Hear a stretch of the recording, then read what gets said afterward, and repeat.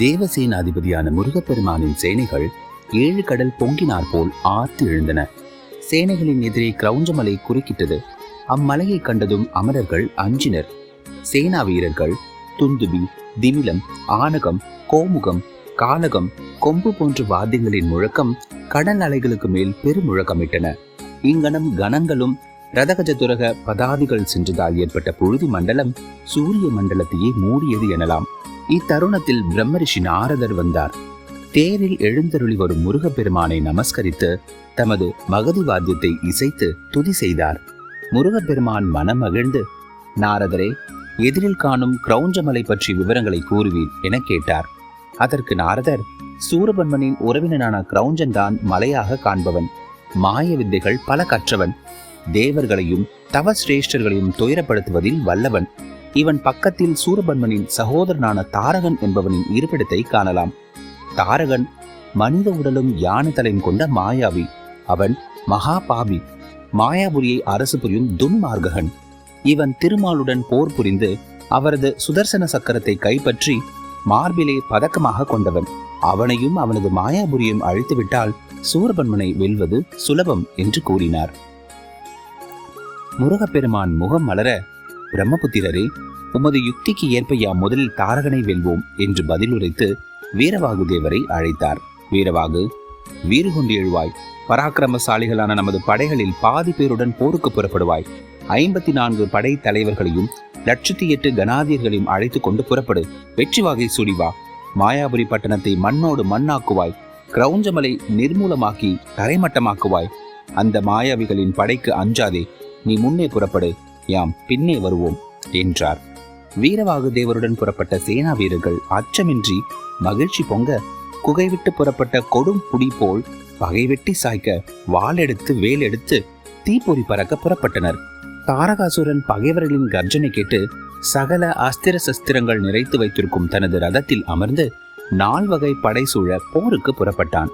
4 கோட்டை வாயில் வழியாக அசுர படையினர் புற்றீசல் போல் வெளியே வந்து போர் புரிந்தனர். அசுரர்கள் வந்த வேகத்தில் தேவ படையினரால் படும் தோல்வி கண்டு மாண்டனர். வீரபாகு தேவரின் தலைமையிலான படையினர் வம்பரம் போல் சுழன்று சுழன்று எதிரிகளின் படைகளை தகர்த்தெறிந்தனர். தேவாசுர போர் மிக பயங்கரமாக நடந்து கொண்டிருந்தது. தலைகள் உருண்டன, மலைகள் பிளவுபட்டு பாறைகள் உருண்டன, குதிரைகள் மாண்டன. நோக்கும் இடமெல்லாம் தேவர்களின் வெற்றி முழக்கம், அசுரர்களின் மரண ஓலம். அடுத்தடுத்து தோல்வியை தழுவும் தனது படை வீரர்களின் நிலை கண்டு தாரகன் தேரில் நின்று இறங்கினான். வரம் பெற்று வாங்கிய பெரும் கதாயுதத்தை சக்கரம் போல் சுழற்றினான். பூதகணத்தவர்களை திக்குமுக்காட செய்தான். மாய போர் புரிந்தான் தாரகன். தாரகனின் போர் வலிமை கண்டு தேவப்படையினர் பானங்கள் மழையென வர்ஷித்தனர். அனைத்து பானங்களும் தாரகனின் கதாயுதத்திற்கு முன்னால் கடும் தோல்வி கண்டன. நவ வீரர்களில் ஒருவரான வீரகேசரி கணக்கில்லாத பானங்களை பொழிந்து தாரகனை திணறடித்தான். தாரகனை அஸ்திரத்தால் மூடினான். தாரகன் இமைப்பொழுதில் பானங்களை தகர்த்தெறிந்து வெளியே வந்து கேசரியின் மீது கணக்கற்ற பானங்களை தொடுத்தான். இருவரிடையே அதி உக்கிரமான போர் நடந்து கொண்டிருந்தது. வீரகேசரி மிக அற்புதமாக போர் புரிந்து தாரகனின் நவரத்ன மணிமுடியை மண்ணில் உருளச் செய்தான். வீரகேசரியின் வீரத்திற்கு விண்ணவர் தன்மலர் சொரிந்தனர். அவமானத்தால் தலைகுனிந்த தாரகன் ஆத்திரம் பொங்க சிம்மம் போல் கர்ஜித்தான். எரிமலை போல் குமுறினான். கதையால் வீரகேசரியின் மார்பில் பலமாக தாக்கினான். வீரகேசரி மயக்கமுற்று நிலத்தில் சாய்ந்தான். வீரகேசரிக்கு ஏற்பட்ட நிலை கண்டு கடும் கோபம் கொண்டு பொங்கி எழுந்த வீரபாகு தேவர் தாரகாசுரனை எதிர்த்து பயங்கரமாக போரிட்டார். தாரகன் துள்ளி குதித்து தேரில் ஏறினான். தேரில் நின்று விதவிதமான பானங்களை தொடுத்து பிரமிக்கும்படியாக போர் முழக்கம் செய்தான். தாரகன் பானத்தால் வீரபாகுவை மறைத்தான். சூரிய ஒளியை மறைத்தான். எங்கு நோக்கினும் அந்தகாரம். அமரர் அஞ்சினர். அஞ்சா நெஞ்சினான வீரபாகு 14 பானங்களினால் தாரகனின் பானங்களை முறித்து காரிருளை அகற்றி எங்கும் பேரொளி பொங்கச் செய்தார். தாரகன் ஆத்திரம் பொங்க தெய்வீக படைக்கலமான தனது முத்தலை சூலத்தை வீரபாகு தேவர் மீது பிரயோகித்தான். முத்தலை சூலத்தின் தாக்குதலால் மயக்கமானான் வீரபாகு தேவர். நவ வீரர்களில் 7 சினத்துடன் பொங்கி எழுந்தனர். பானங்களை பொழிந்து தாரகனுடன் போர் தொடுத்தனர். தாரகனின் தாக்குதலால் திணறிய நவ வீரர்கள் தப்பி ஓடும் நிலைக்கு வந்தனர். இத்தருணத்தில் முருகன் அருளால் வீரபாகு மயக்கம் தெளிந்து எழுந்தான். ஆவேசம் பொங்க ஆயிரக்கணக்கான அம்புகளை தாரகன் மீது மின்னல் வேகத்தில் பிரயோகித்தான். தாரகனுக்கும் வீரபாகுவிற்கும் கடுமையான போர் நெடுநேரம் நடந்தது. தாரகன் ஆக்னேயம் என்னும் அஸ்திரத்தை பிரயோகித்தான். அதிலிருந்து புறப்பட்ட அக்னி ஜுவாலை எங்கும் பரவியது. வீரபாகு தேவர் அதற்கு எதிரான அஸ்திரத்தை பிரயோகித்து அக்னி ஜுவாலையை அணைத்தார். வருணாஸ்திரம், வாயு அஸ்திரம் என்று பற்பல அஸ்திரங்களை இரு தரப்பினரும் மாறி மாறி பிரயோகித்து உக்கிரமாக போரிட்டனர். தாரகன் மாய போர் புரிந்தான். அவனது மாயை தோற்கடித்தான் வீரபாகு. வீரபாகு தேவரின் எதிர்ப்பை சமாளிக்க முடியாமல் தாரகன் கிரௌஞ்சமலைக்குள் பதுங்கிக் கொண்டான். கிரௌஞ்சமலை மிகவும் கொடிய சக்திகளை கொண்டது. மகாரௌரவம் என்னும் நரகத்திற்கு நிகரானது. குகைக்குள் பதுங்கி இருப்பவனை கொள்வது யுத்த தர்மமாகாது என்பதனை உணர்ந்த வீரபாகு தேவரும் குகைக்குள் நுழைந்தார். கிரௌஞ்சாசுரன் தாரகனின் ஆணைப்படி வீரபாகு தேவர் உள்ளே செல்லாத வண்ணம் பல மாயைகளை செய்தான். குகைக்குள் அந்தகாரம் சூழ்ந்தது. வீரபாகு வழி தெரியாமல் திணறினான். மற்ற 8 வீரர்களும் பூத கணங்களும் கணாதியர்களும் குகைக்குள் நுழைந்தனர். அவர்களும் இருளில் மாட்டிக்கொண்டனர்.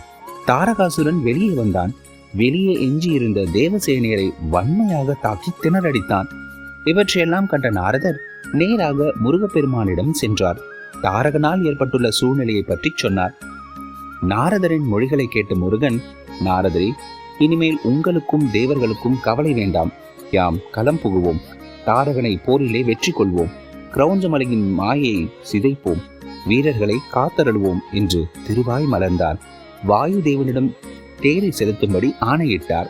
வாயு பகவான் தேரை செலுத்தினான். புதுப்பொலிவுடன் தேரில் எழுந்தருளிய தேவசேனாதிபதி தாரகனுடன் போருக்கு புறப்பட்டது கண்ட பூதர்களும் வீரர்களும் முன்னைவிட வீரத்தையும் உற்சாகத்தையும் பெற்றனர். முருகனின் திருநாமத்தை 7-14 லோகங்களும் கேட்கும் வண்ணம் கோஷமிட்டனர். படைக்கலங்களோடு முருகனை சூழ்ந்து புறப்பட்டனர். அவ்வாறு சூழ்ந்து புறப்பட்ட ஆயிரக்கணக்கான பூத வீரர்களும் லட்சக்கணக்கான வீரர்களும் ஆவேசத்துடன் படைக்கலங்களை வீசி எறிந்து தாரகனுடைய படைகளுடன் பயங்கரமாக போர் புரிய தொடங்கினர். அமரர் படைக்கும் அசுரர் படைக்கும் அண்டங்கள் நடுங்கும் வண்ணம் மீண்டும் போர் மூண்டது.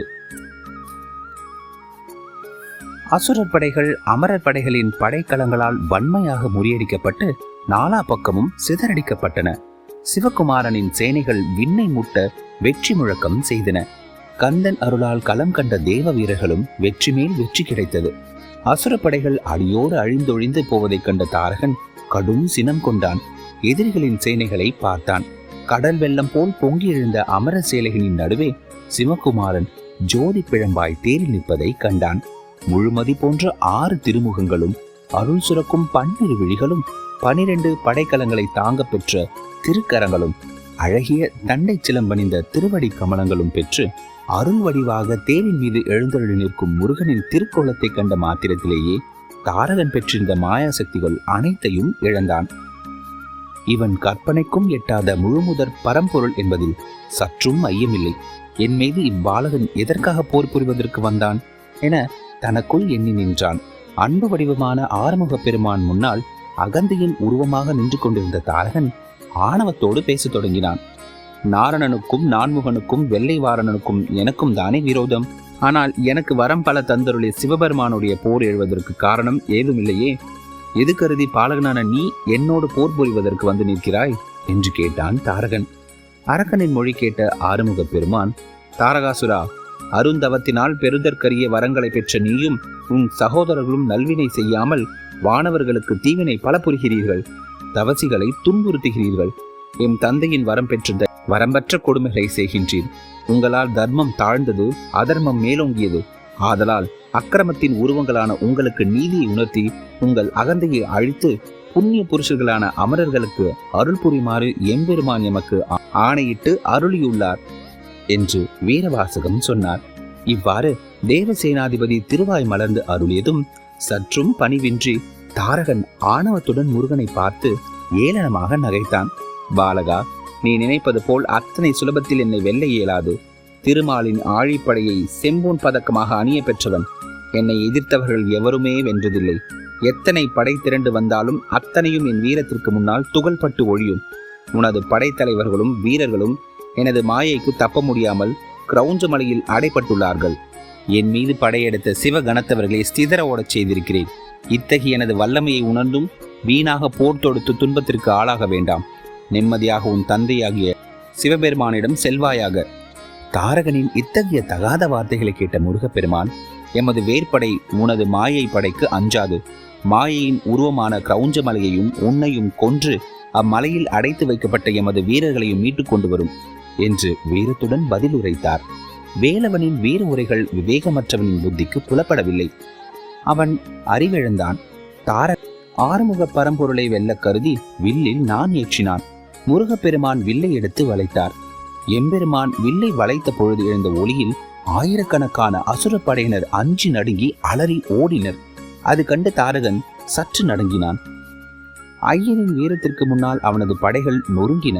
முருகவேல் விடுத்த பானம் கோடிக்கணக்கான பானங்களாக உருவெடுத்து தாரகனின் உடல் முழுவதையும் துளைத்தன. குருதி வெள்ளத்தில் மிதந்து கொண்டிருந்த தாரகன் கடும் கோபத்துடன் லட்சக்கணக்கான பானங்களை பரமன் மீது ஏவினான். அத்தனையும் ஐயனின் திருவடி தாமரைகள் வீழ்ந்து ஒழிந்தன.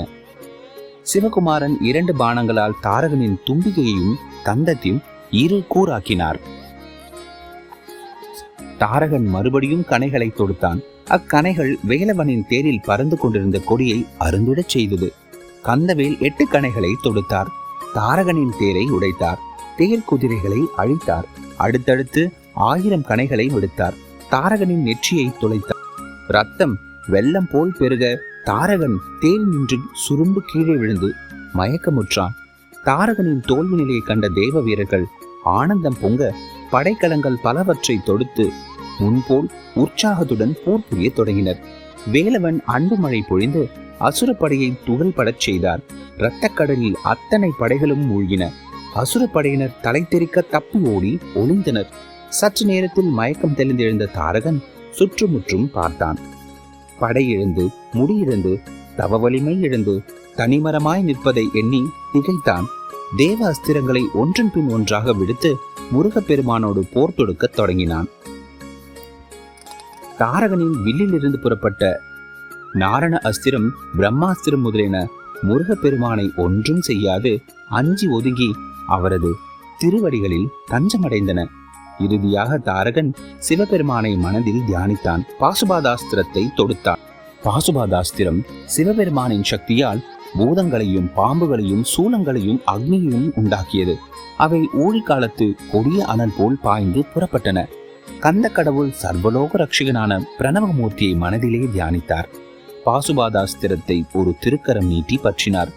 படைக்கலங்களால் முருகப்பெருமானை வெல்ல முடியாது என்பதை உணர்ந்தான் தாரகன். மாயசக்தியால் போர் செய்ய கருதி கிரௌஞ்சமலை மீது தோன்றினான் தாரகன். கிரௌஞ்சமலை மாயைகள் பல புரிய தொடங்கின. அம்மலையின் மாயையோடு கலந்து கோடிக்கணக்கான மாய உருவங்களை பெற்றான் தாரகன். மலைகள் பல தோன்றின. அம்மலைகள் ஒவ்வொன்றிலும் எண்ணற்ற அசுரர்களாய் உருவெடுத்து ஆர்ப்பரித்தான் தாரகன். கிரௌஞ்சமலை பற்பல மேகங்களாய் மாறியது. தாரகன் இடியாய் எழுந்து பற்பல மாயங்கள் புரியலானான். கிரௌஞ்சம் கடலாய் காணப்பட்டது. தாரகன் அலை நடுவே வடமுகாப்பினியாய் தோன்றினான். கிரௌஞ்சம் இருளாக மாறியது. தாரகன் அந்த இருளில் பூதமாய் உருவெடுத்தான். இப்படியாக தாரகன் கிரௌஞ்சமலையோடு கலந்து கணக்கற்ற மாயைகளை புரியலானான்.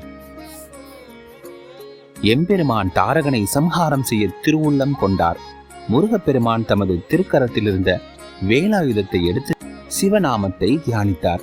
தாரகனையும் கிரௌஞ்சமலையையும் அழித்து பூதப்படைகளை மீட்டு வருவாயாக என்று ஆணையிட்டார். வேலாயுதத்தை விடுத்தார் பெருமாள். சக்திவேல் வீரவேலாக புறப்பட்டது. கிரௌஞ்சமலையின் மாயைகளை அழித்து தாரகனின் மார்பை கிழித்தது. எஞ்சிய பகைவர்களின் நெஞ்சை பிளந்தது. மலையில் மயங்கி கிடந்த தேவ வீரர்கள் அனைவரையும் மயக்கம் தெளியச் செய்தது.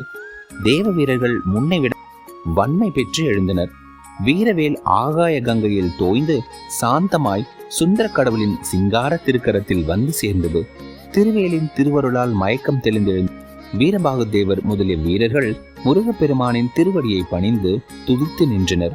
முருகப்பெருமான் வீரபாகுவிற்கு தாரகன் விடுத்த மாசுமருவில்லாத சிவ படைக்கலங்களை கொடுத்து திருவருள் புரிந்தார். தேவர்களும் தவ முனிவர்களும் சொல்ல முடியாத அளவிற்கு சந்தோஷம் மிக கொண்டு சண்முக பெருமானின் பாதமலர் கமலங்களில் மலர்களை பொழிந்து வேத கோஷத்தில் மகிழ்ந்து ஆனந்த கூத்தாடினார்கள். ஜெய விஜயீ பவா, கந்தவேல் முருகனுக்கு ஜெய். வெற்றிவேல் குமரனுக்கு ஜே, தாரகனை வென்ற வீராதி தீரனே அரோகரா போன்ற கோஷங்கள் எங்கும் ஒலித்தது. முருகப்பெருமான் நவ வீரர்களையும் கணாதிபர்களையும் சேனாதிபதிகளையும் அனுகிரகித்து நலம் பெற திருக்கண்களால் அருள்பாலித்தார். தேவ துந்துபிகள் இன்னிசை முழக்கமிட்டன. கிண்ணர் கிம்புருட மகளிர் இன்னிசை கீதம் எழுப்பினர். வெற்றி பெருமிதம் கொண்ட தேவ சேனாதிபதியின் வீரர்கள் போர்க்களத்தில் நின்று வெற்றி முழக்கத்தோடு புறப்பட்டு இமயமலை வந்தடைந்தன. அங்கு முருகனின் மகாமகானான இமவான் அனைவரையும் வணங்கி வரவேற்று தமது ஓஷதி பிரஸ்த நகரில் எழுந்தருளச் செய்து கௌரவப்படுத்தினான். அங்கிருந்து ஓரிரு தினங்களில் புறப்பட்டு இமயமலை எல்லை கடந்து தேவகிரியாம் கந்தகிரியை வந்தடைந்தனர். பிரம்மன், திருமால் மற்றும் தேவாதி தேவர்களும் முருகனை பணிந்து போற்றினர். சிவனருட் செல்வரே, சரவணபவனே, நாங்கள் வெற்றி திருமகனாக பவனி வரும் தங்களை ஆராதிக்க ஆவலாக உள்ளோம். அதனால் இத்தேவகிரியில் சில எழுந்து அருளியிருத்தல் வேண்டும்.